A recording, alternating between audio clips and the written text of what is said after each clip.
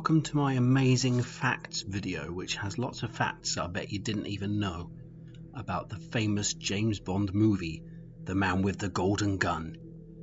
Now, in The Man with the Golden Gun, this film is lovingly known as being one of the worst Roger Moore James Bond movies, a movie where James Bond must face off against his equal, a marvellous assassin who makes his home in Thailand with his funny little henchman Knick-Knack and his wonderful girlfriend Maud Adams. Now, about this being one of the very worst Roger Moore James Bond movies, that's completely wrong. This is a marvellous film, a magical treasure of a movie. Now on to the facts. A lot of Thailand natives have previously seen Christopher Lee as a vampire in the never-ending string of Hammer Dracula movies, and so were deadly afraid of him when The Man with the Golden Gun was being filmed. Thai people stayed far away from Christopher Lee. Even some of the Thai actors were reluctant to go near him and needed to be constantly calmed down by the MGM appointed counsellors. Those of you with eagle eyes may have noticed that in one scene there's a garden Cupid statue which looks remarkably similar to the Knick-Knack character. That's because the statue is, in actual fact, the very same Knick-Knack character as played by the same actor, Hervé Villechaize. James Bond is visiting the location when one of the human statues reveals himself as a Knick-Knack looking person. It's remarkable when you think about it. This movie marks the return of the character Q to the James Bond series.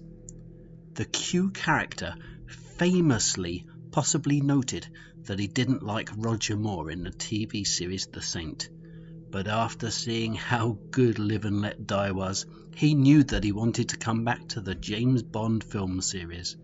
He remarked that Live and Let Die was a lot better than any of the Sean Connery James Bond movies, and he was glad that James Bond had been reworked for the modern age of the 1970s.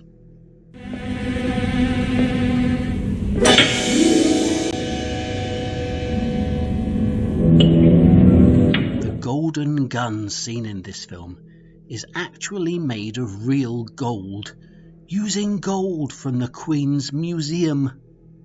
In preparing the prop for use in the movie, the producers determined that only the very best British gold would be good enough for use in this quintessential British spy movie. Even though the gold was taken from the Queen's Museum to craft the gun, once the filming had finished, the golden gun was melted back down and returned to the museum for the world to enjoy once again. As reported in the book with the same name, the character of Scaramanga was a person identified by having a third nipple. Therefore, they needed an actor with 3 nipples, which is fairly rare. The only ones they could find were Christopher Lee, James Earl Jones, Wesley Snipes, and Britt Ekland. So impressed with Britt Ekland they were that they hired her for the movie for a different role.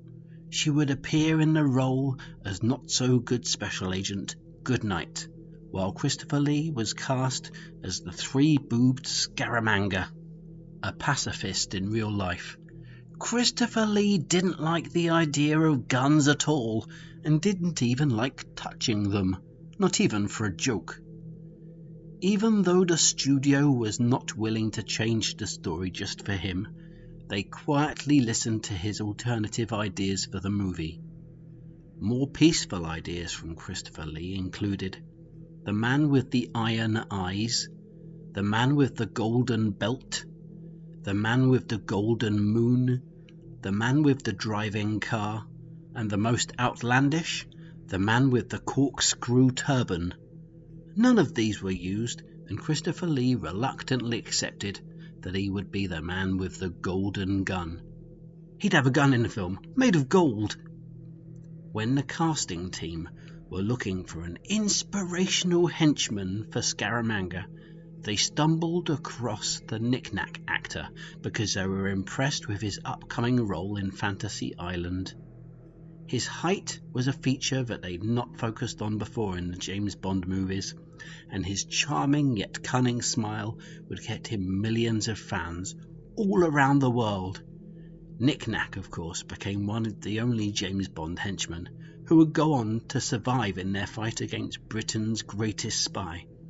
It's James Bond! One of the costume designers brought in a real gun, painted gold, to show off to his colleagues, but instead ended up sparking a panic. No one was expecting a real gun on set, but Herschel Malrodi sparked nothing but a panic when he brought out his gun. There was a mad panic. People would go on to describe Herschel lovingly as a mad imbecile, as he was asked kindly to leave the set and never come back. The gun in question that he had was a real hunting rifle that he'd painted using cheap gold paint from a backstreet paint dealer. Even though the famous actor Roger Moore had played James Bond before, the role was actually up for grabs and auditions were held. It finally came down to Roger Moore and Jeff Goldblum, who actually unfortunately didn't get the role, but he would go on to film different films in the future that weren't James Bond, like Invasion of the Body Snatchers and that dinosaur film that he was in. Some suggest that Jeff Goldblum nearly got the role because of having the word gold in his name, which, if you look closely, is also in the title of the movie. An inspiring fact about this film that not many people realise is, of course, that the man with the golden gun sports the most outside scenes of any James Bond movie. 85% of the man with the golden gun is filmed outside. It's very rare in this film to actually have any scenes seen inside. There's a couple. There's the scenes inside Scaramanga's creepy lair, and of course there's the one in the kickboxing place, but most of the film is actually filmed outside. That eventually led this film to having the nickname of the Outside Good Gold Bond film. Well done, James Bond, and well done, the man with the golden gun. Thanks very much for checking out my super interesting facts about the man with the golden gun. Hopefully there was a few facts here that you didn't realise about this film, that you didn't know, but you hadn't heard of over the years, whether or not you're a James Bond aficionado, or maybe somebody who knows nothing at all about James Bond and wants to start finding out things. This is the perfect place to start finding out. Thanks very much. Subscribe to the channel for lots more facts if that's the kind of thing you like. Unique facts that you probably won't find anywhere else. And I'll see you next time. All the best, guys. Ta-ta!